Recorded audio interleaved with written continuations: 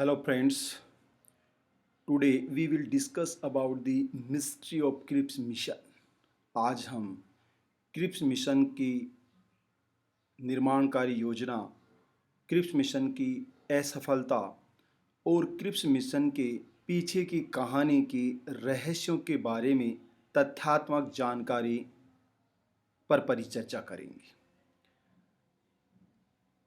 आज का व्याख्यान विशेष रूप से विद्यार्थियों की उन जिज्ञासाओं का समाधान है जो अनेक बार मेरे से कक्षा अध्यापन के दौरान पूछी जाती हैं और यूट्यूब पर तथा व्हाट्सएप के माध्यम से वो ये जानना चाहते हैं कि वास्तव में क्रिप्स मिशन के पीछे की कहानी का रहस्य क्या था। और इतिहास के छात्रों के लिए निसंदेह यह संदेह का, आश्चर्य का और शोध का विषय रहता है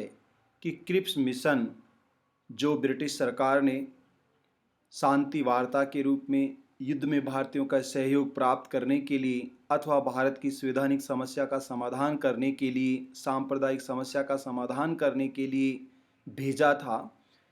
वही ब्रिटिश सरकार क्रिप्स मिशन को असफल क्यों बनाती है। आखिर ब्रिटिश सरकार जो पहले से ड्रामा करती आ रही है, ऐसा ही एक और नाटक या दिखावा या झांसा या आभासी प्रतिबिंब ब्रिटिश सरकार ने भारतीयों के साथ क्यों किया, जैसा कि उसका मूल स्वभाव रहा है। यहाँ आप तस्वीर में देख रहे हैं कि तीन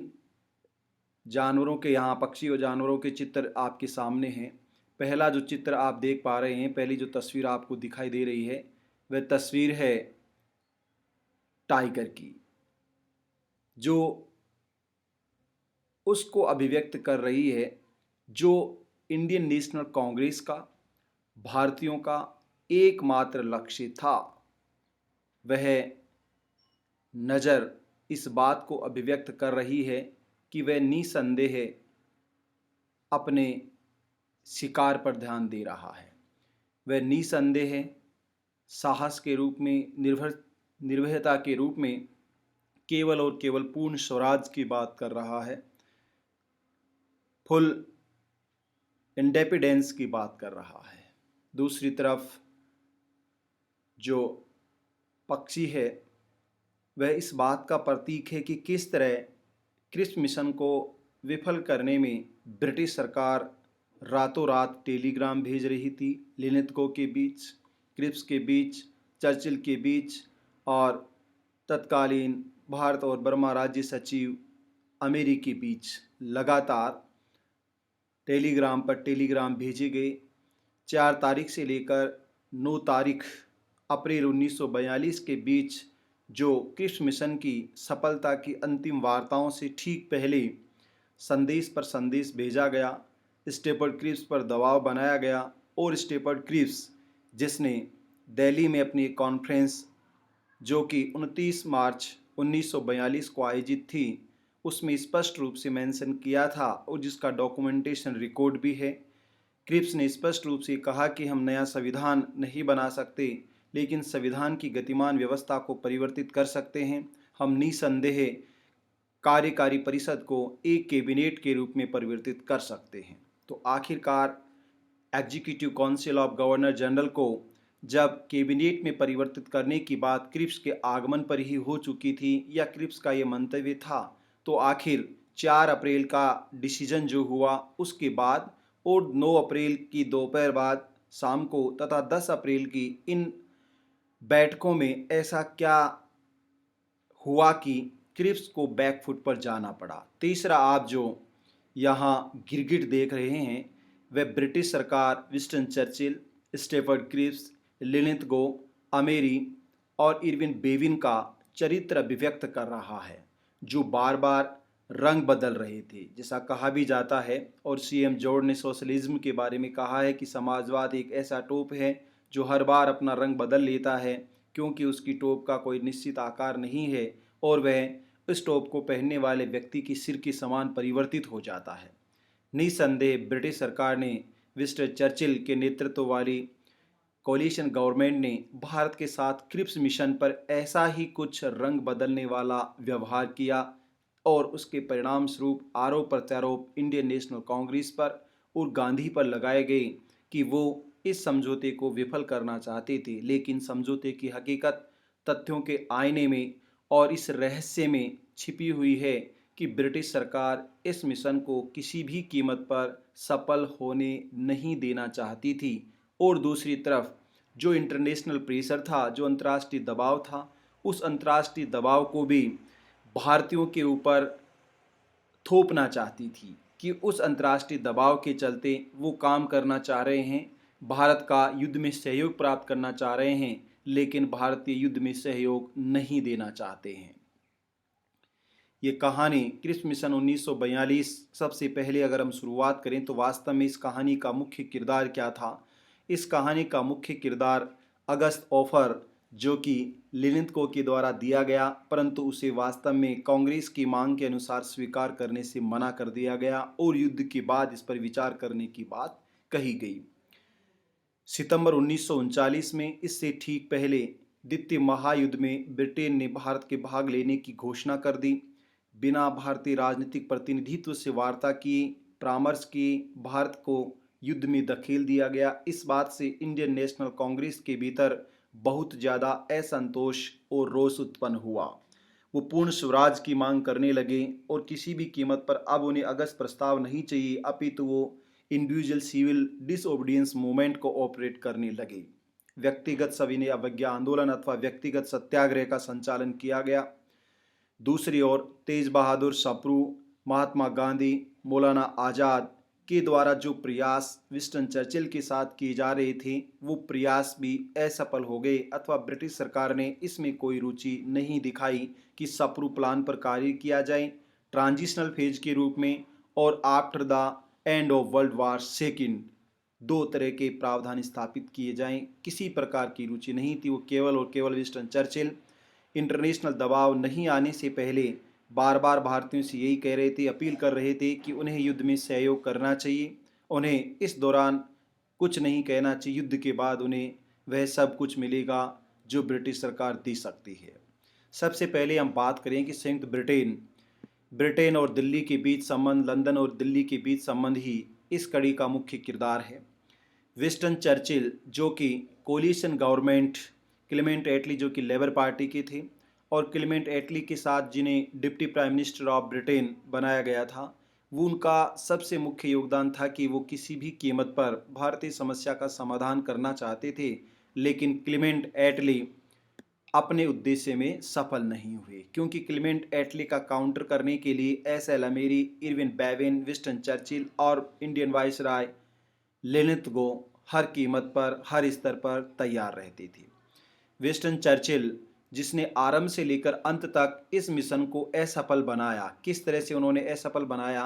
विंस्टन चर्चिल के द्वारा आरंभ से ये कहा गया कि किसी प्रकार के मिशन भेजने की आवश्यकता नहीं है, परंतु अंतर्राष्ट्रीय दबाव को बढ़ते हुए देखकर और जब चीन के साथ मार्शल चियांग काई शेक ने भारत की 2 सप्ताह की यात्रा की और उसके बाद चियांग काई शेक ने एक प्रेस कॉन्फ्रेंस में कहा कि यदि ब्रिटिश सरकार और विंस्टन चर्चिल भारत की समस्या का समाधान नहीं करेंगे, भारत की अन्य मांगों का इंतजार कर रहे हैं अथवा रियल पॉलिटिकल पावर ट्रांसफ़र नहीं करेंगे इंडियंस को, तो खतरा अंतर्राष्ट्रीय राजनीति में द्वितीय विश्व युद्ध का भारत के दरवाजे तक दस्तक देगा और हो सकता है कि भारत धुरी राष्ट्रों के नियंत्रण में चला जाए। चियांग काई शेक चीन लौटने के पश्चात फिर से अपने एम्बेसडर कू को संदेश देते हैं कि वह क्रिप्स के माध्यम से विंस्टन चर्चिल को संदेश दे कि यदि भारतीय समस्या का समाधान नहीं किया जाएगा तो 15 फरवरी 1942 तक सिंगापुर का पतन हो चुका है। 8 मार्च 1942 तक रंगून तक जापान की सेनाएं पहुंच चुकी हैं और रंगून पर भी कब्जा कर लिया गया है। अब अगला कदम भारतीय दरवाजों को की पर दस्तक देने वाला है। क्लेमेंट एटली के दबाव के साथ साथ विंस्टन चर्चिल पर अमेरिकी राष्ट्रपति रूजवेल्ट का भी दबाव था। रूजवेल्ट ने भी लिखा कि मुझे उम्मीद है कि लंदन में भारतीय राजनीतिक समस्या का समाधान निकाल लिया होगा और यदि नहीं निकाला है तो शीघ्र ही इसको समाधान निकाला जाना चाहिए। विंस्टन चर्चिल के द्वारा 4 अप्रैल से लेकर 9 अप्रैल के बीच 10 अप्रैल के बीच 10 अप्रैल तक लगातार टेलीग्राम संदेश भेजे गए और स्टेफर्ड क्रिप्स को बैकफुट पर लाने का सफल प्रयास किया गया। लिलिंथगो, अमेरी और विंस्टन चर्चिल ने मिलकर स्टेफर्ड क्रिप्स को बैकफुट पर लाया और इसलिए स्टेफर्ड क्रिप्स, जो 29 मार्च 1942 को executive council of governor general को कन्वर्ट करना चाहता था, कैबिनेट के रूप में सहमति देने वाला था तथा रक्षा संबंधी मामलों में कमांडर इन चीफ के साथ एग्जीक्यूटिव काउंसिल में एक भारतीय सदस्य को भी शामिल करने के नए प्रावधान का पूर्ण समर्थक था और उसने ऐसा प्रपोजल बना भी लिया था, वह पीछे हट गया और उसने 10 अप्रैल 1942 को आज़ाद को लिखे टेलीग्राम में और आज़ाद से हुई बातचीत में बताया कि अब ऐसी परिस्थितियां नहीं हैं कि भारत को रक्षा संबंधी उत्तरदायित्व दिया जाए, जबकि ब्रिटिश सरकार माइनॉरिटीज से वादा कर चुकी है। जबकि ब्रिटिश सरकार का मानना है कि मुस्लिम लीग और इंडियन नेशनल कांग्रेस के बीच डिफरेंसेज हैं, इसलिए हम एग्जीक्यूटिव काउंसिल को कैबिनेट के रूप में कन्वर्ट नहीं कर सकते और ना ही पोर्टफोलियो ऑफ डिफेंस की रेस्पॉन्सिबिलिटी गवर्नमेंट को दे सकते हैं। उन्हें केवल और केवल अब युद्ध में सहयोग करना चाहिए। इसका मतलब क्रिप्स मिशन और स्टेफर्ड क्रिप्स फिर से अपने पुराने लक्ष्य पर पहुंच चुके थे। हालांकि ये क्रिप्स इच्छा से नहीं चाह रहे थे, परंतु वास्तव में जो दबाव क्रिप्स के ऊपर आया उसके माध्यम से वो बहुत पीछे वापस चले गए। एस.एल. अमेरी भारत सचिव लगातार लिलिंथगो के पूर्ण समर्थक थे और वो वायसराय लिलिंथगो के सुझावों के अनुसार ही कार्य कर रहे थे। जो तार का संदेश टेलीग्राम इनके बीच आपसी वार्तालाप हुई, जिसमें लिलिंथगो के द्वारा ये कहा गया कि एग्जीक्यूटिव काउंसिल को अगर कैबिनेट फुल कैबिनेट के रूप में कन्वर्ट किया जाएगा तो जो गवर्नर जनरल ऑफ इंडिया का ब्रिटिश पार्लियामेंट और हिज मैजेस्टी गवर्नमेंट और क्राउन के बीच जो कॉन्स्टिट्यूशनल रेस्पॉन्सिबिलिटी है वह ब्रेक डाउन हो जाएगी। इसी के साथ भारत सचिव भी executive council of governor general को जो डायरेक्शन देता है उसका लक्ष्य भी खत्म हो जाएगा। इसलिए ये संभव नहीं है कि executive council of governor general में अल्टर किया जाए अथवा उनके नियमावली में परिवर्तन कर दिया जाए, ये संभव नहीं है। इरविन बेविन, जिन्होंने भारत की समस्या का मुद्दा वार कैबिनेट में उठाया, वो भी बार बार कह रहे थे कि भारतीय समस्या का समाधान इस तरह से किया जाना चाहिए ताकि युद्ध में सहयोग भी मिल जाए और ब्रिटिश साम्राज्य का उपनिवेश भी बच जाए। तो ये पूरी संयुक्त ब्रिटेन से लिखी गई कहानी है, जो कि मुख्य किरदार है इस कहानी का और वह मुख्य पात्र है जिसने अब इस कहानी को अपनी इच्छाओं के अनुसार रुख दिया अथवा मोड़ दिया। दूसरी तरफ ब्रिटिश भारत लॉर्ड लिलिंथगो, जो कि किसी भी कीमत पर क्रिप्स मिशन को सफल नहीं होना देना चाहते थे और इसीलिए उन्होंने क्रिप्स मिशन के भारत पहुंचने की पूर्व संध्या पर भी 21 मार्च 1942 को जो टेलीग्राम लिखा उसमें साफ साफ शब्दों में स्पष्ट किया कि यदि क्रिप्स मिशन ऐसी कोई वार्ता करता है जिससे गवर्नर जनरल की शक्तियों पर प्रभाव पड़ता है तो क्रिप्स लिलिंथगो इसे स्वीकार नहीं करेंगे और वे त्यागपत्र दे देंगे। विंस्टन चर्चिल और अमेरिकी द्वारा आश्वासन देने के पश्चात वो रुके कि उन्होंने क्रिप्स मिशन में ऐसे प्रावधान स्थापित किए गए हैं, स्पेशली अमेरिकी के कहने पर जो प्रोविंशियल ऑप्शन प्रांतीय विकल्प का समूह शामिल किया गया उसको इंडियन नेशनल कांग्रेस किसी भी कीमत पर स्वीकार नहीं करेगी, क्योंकि वह आयरिश प्लान 1917 के समान ही है जहां प्लान बनाया गया परंतु धार्मिक विभाजन को अंतिम स्वीकृति प्रदान की गई। इसलिए इंडियन नेशनल कांग्रेस और मुस्लिम लीग के डिफरेंसेस को देखते हुए इन आयरिश प्लान के पैरेलल ही क्रिप्स मिशन में योजनाओं का निर्माण किया गया है। यद्यपि क्रिप्स को वार्तालाप का करने की और निर्णय करने की पूर्ण शक्तियां प्रदान की गई थी, लेकिन उन शक्तियों को ऐन वक्त पर क्रिप्स से वापस छीन लिया गया विंस्टन चर्चिल और अमेरिकी द्वारा तथा लिलिंथगो के तार संदेश के माध्यम से। मुस्लिम लीग, जो कि एक डोमिनियन की बात नहीं कर रहा था, 2 डोमिनियंस को पसंद करता था। मुस्लिम लीग का स्पष्ट और एकमात्र उद्देश्य यही था कि किसी भी कीमत पर पाकिस्तान की अवधारणा को व्यावहारिक स्वरूप मिलना चाहिए और पाकिस्तान का निर्माण होना चाहिए। इसीलिए महात्मा गांधी ने भी स्टेफर्ड क्रिप्स को बताया कि वह वास्तव में क्रिप्स प्रस्ताव भारतीय मुसलमानों के द्वारा पाकिस्तान का निर्माण करने के लिए बुलाया गया एक प्रस्ताव है। मुस्लिम लीग के द्वारा जब कांग्रेस मंत्रिमंडल ने त्यागपत्र दिया जो प्रांतीय मंत्रिमंडलों ने त्यागपत्र दिया इस बात पर कि वो निर्णय कर रहे हैं कि द्वितीय महायुद्ध में वो ब्रिटिश सरकार के खिलाफ हैं और सहयोग नहीं करेंगे। Non cooperation in second world war by Indian national Congress in India. Bharat में राष्ट्रीय कांग्रेस के द्वारा द्वितीय महायुद्ध में सहयोग नहीं किया जाएगा। तो मुस्लिम लीग ने रिजॉइन किया प्रोविंशियल कैबिनेट को और उन्होंने कहा कि यह कांग्रेस के आतताई तंत्र से आज़ादी का दिन है और इस तरह से उन्होंने मार्च 1940 के लाहौर प्रस्ताव की ओर अपने कदम बढ़ाए। इंडियन नेशनल कांग्रेस के लीडर विशेष रूप से श्री राजगोपालाचारी, पंडित जवाहरलाल नेहरू, मौलाना आज़ाद, राजेंद्र प्रसाद, सरदार वल्लभ भाई पटेल, महात्मा गांधी और तमाम तरह के लीडर ने इस मिशन को सफल बनाने के लिए जी जान से प्रयास किया, लेकिन मिशन की योजनाओं और बार बार बदलते हुए स्वरूप ने Winston Churchill, SL. Amery, Irwin Bevin और लिनथगो की रणनीतियों के कारण, छिपे हुए रहस्यों के कारण वो इसे सफल बनाने में सफल नहीं हुई। गांधी और उसके समर्थक विशेष रूप से जिन पर आरोप लगाया क्रिप्स के द्वारा कि गांधी जब हम वार्ता कर रहे थे तो वर्धा में बैठे सब्जियां खा रहे थे और वो भारत में अराजकता की स्थिति उत्पन्न करना चाहते थे। इसी के अलावा क्रिप्स कहते हैं कि जब वार्ता चल रही थी, वार्ता का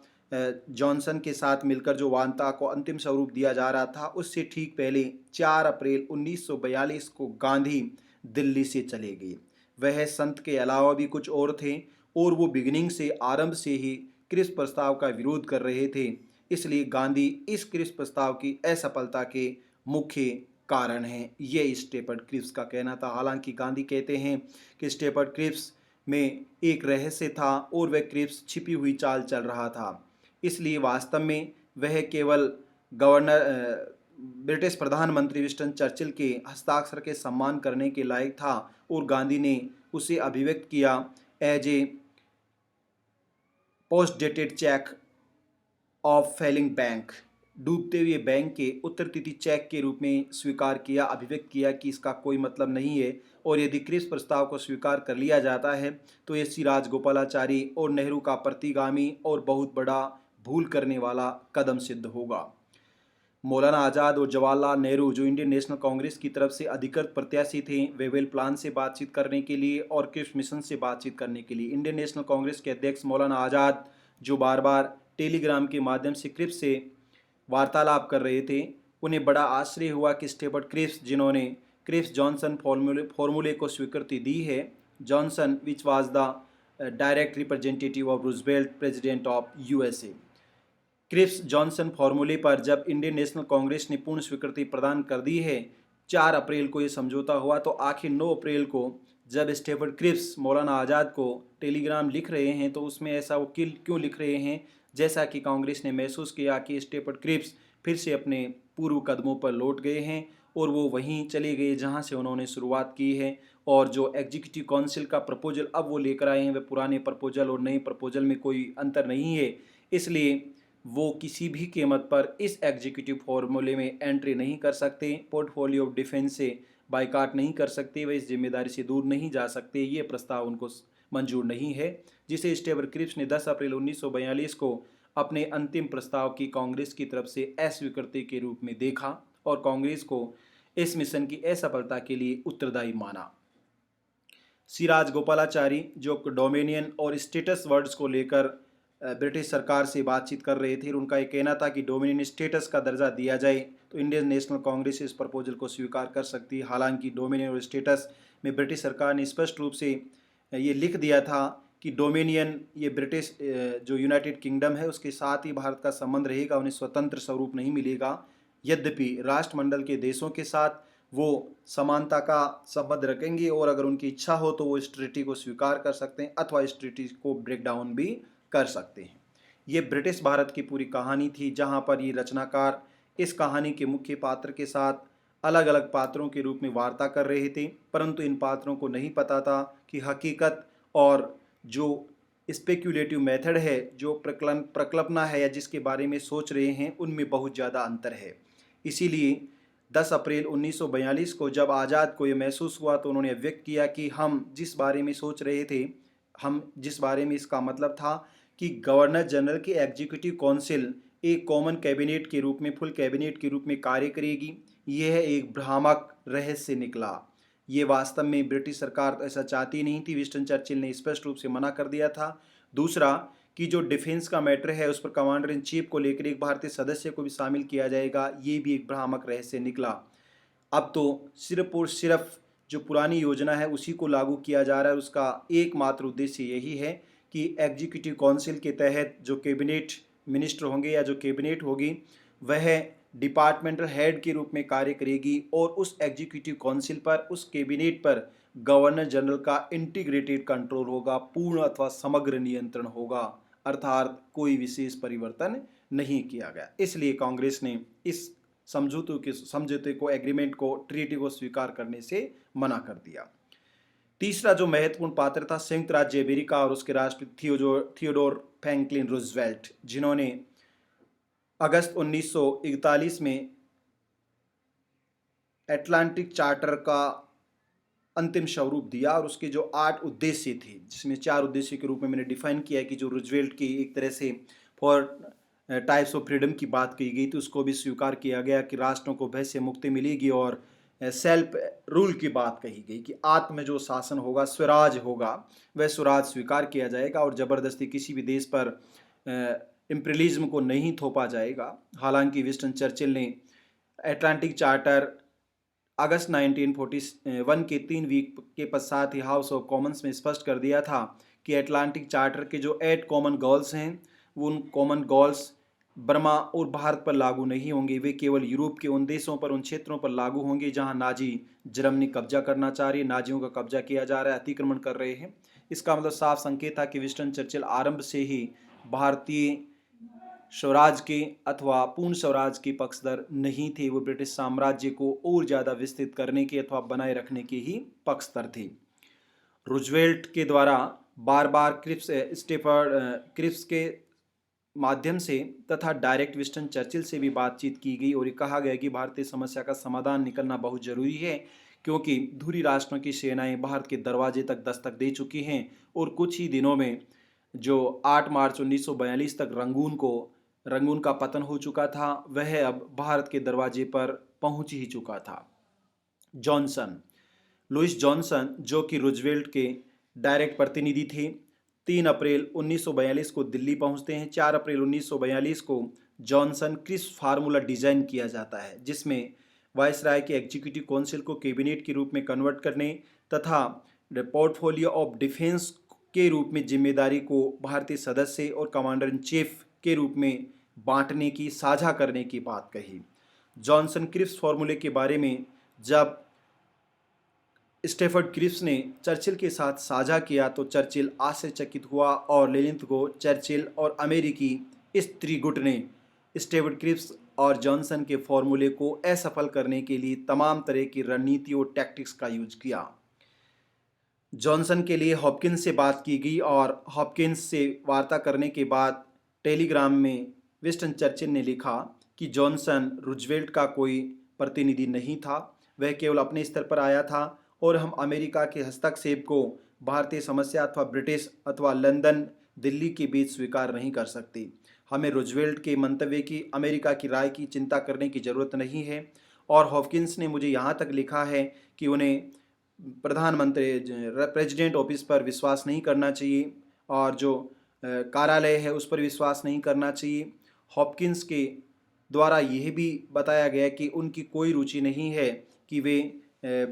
भारत और ब्रिटेन के आंतरिक मामलों में हस्तक्षेप करें। वो केवल यही चाहते हैं कि भारतीय समस्या का समाधान ब्रिटेन अपने हिसाब से, अपने मंतव्य के हिसाब से, अपने लक्ष्यों के हिसाब से समस्या का समाधान निकाले, ताकि धुरी राष्ट्रों को कमज़ोर किया जा सके और द्वितीय महायुद्ध में भारतीय लोगों का सहयोग प्राप्त किया जा सके।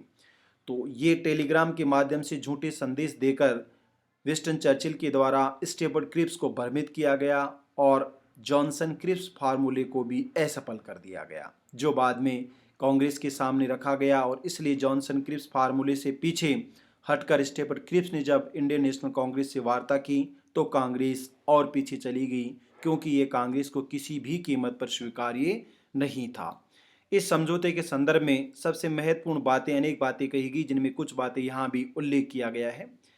क्रिप्स ने कहा कि गांधी आरंभ से मिशन के विरुद्ध थे और इसलिए वे 4 अप्रैल को ही वार्ता के अंतिम निष्कर्ष पर पहुंचे बिना दिल्ली से चले गए। आरोप प्रत्यारोप के रूप में क्रिप्स का ऐसा कहना है। कांग्रेस ने कहा कि क्रिप्स पुनः वहीं चले गए जहां से वे रवाना हुए थे, इसलिए कांग्रेस क्रिप्स प्रस्ताव को 10 अप्रैल 1942 के क्रिप्स प्रस्ताव को स्वीकार नहीं कर सकती थी। वीपी मेनन लिखते हैं कि एक छोटी सी बात कि वायसराय और क्रिप्स के बीच कोई समझ नहीं थी। लिलिंथगो और स्टेपर्ट क्रिप्स के बीच कोई अंडरस्टैंडिंग नहीं थी। इसी के साथ नए ही ब्रिटिश कैबिनेट और स्टेपर्ट क्रिप्स के बीच अंडरस्टैंडिंग थी, क्योंकि वे बार बार अपने अभिव्यक्ति को, अपने मंतव्य को और अपनी योजनाओं को बदल रही थी। इसी के साथ जॉर्ज सस्टम के जीवनी लेखक व्हीलर बेनेट ने सम्राट सस्टम की डायरी से लिखते हैं कि लंदन को इस बात की चिंता है कि भारतीय समस्या का क्या होगा, जिसे ब्रिटिश सम्राट साझा भी करते हैं। उनका यह विचार भी है कि सर स्टुअर्ट क्रिप्स का जो उत्साह है वो सम्राट के विवेक से भी आगे निकल सकता है। उन्होंने स्टुअर्ट क्रिप्स को उत्तरदायी बनाया क्रिप्स मिशन की असफलता के लिए और वो लिखते हैं कि क्रिप्स ने 2 महत्वपूर्ण त्रुटियां, गलतियां की। एक तो यह है कि उन्होंने वायसराय और कमांडर इन चीफ के साथ बातचीत किए बिना, उनकी स्वीकृति लिए बिना, उनकी सहमति लिए बिना ही कांग्रेस नेताओं के साथ रक्षा के विवादास्पद सूत्र के बारे में बातचीत की। और दूसरा, उसने अमेरिकी राष्ट्रपति रूजवेल्ट के मीडिएटर जॉनसन को क्रिप्स जॉनसन अथवा क्रिप्स के फार्मूले में अथवा ब्रिटिश और भारत की समस्या में मीडिएटर बनाया अथवा उसकी सलाह ली। इसी के साथ स्मार्ट क्रिप्स द्वारा लाई गई योजना में निहित विभाजन के बारे में चिंतित होकर कहते हैं, उन्होंने सोचा कि भारतीयों को ब्रिटेन की आयरिश रणनीति जो उन्होंने प्रथम विश्व युद्ध के दौरान 1917 में अपनाई थी, उसकी पुनरावृत्ति कदापि पसंद नहीं आएगी। यद्यपि भारत का विभाजन अंतिम रूप से घटित होने वाला एक अंतिम सत्य था। चर्चिल ने पाकिस्तान को उत्तर के एक प्रकार के अल्स्टर के रूप में अभिव्यक्त किया। तो इसका मतलब है कि सबसे महत्वपूर्ण रहस्यमयी बात जो इस व्याख्यान में उभर कर आई है हमारे सामने तथ्यात्मक पहलुओं के रूप में, वो ये है कि स्टुअर्ट क्रिप्स किसी भी कीमत पर ये नहीं चाहते थे कि क्रिप्स मिशन सफल हो, और इसलिए उन्होंने तमाम उन रणनीतियों का प्रयोग किया जो क्रिप्स मिशन को असफल बना सकती थी। क्रिप्स मिशन असफल हुआ, इसमें कांग्रेस का कोई विशेष योगदान नहीं था। इंडियन नेशनल कांग्रेस, महात्मा गांधी, तेज बहादुर शपरू और मौलाना आज़ाद सभी लोग ये चाहते थे कि एग्जीक्यूटिव काउंसिल को कैबिनेट के रूप में कन्वर्ट किया जाए और डिफेंस ऑफ पोर्टफोलियो, रक्षा संबंधी मामलों में भारतीय कार्यकारिणी सदस्य को साझेदार बनाया जाए।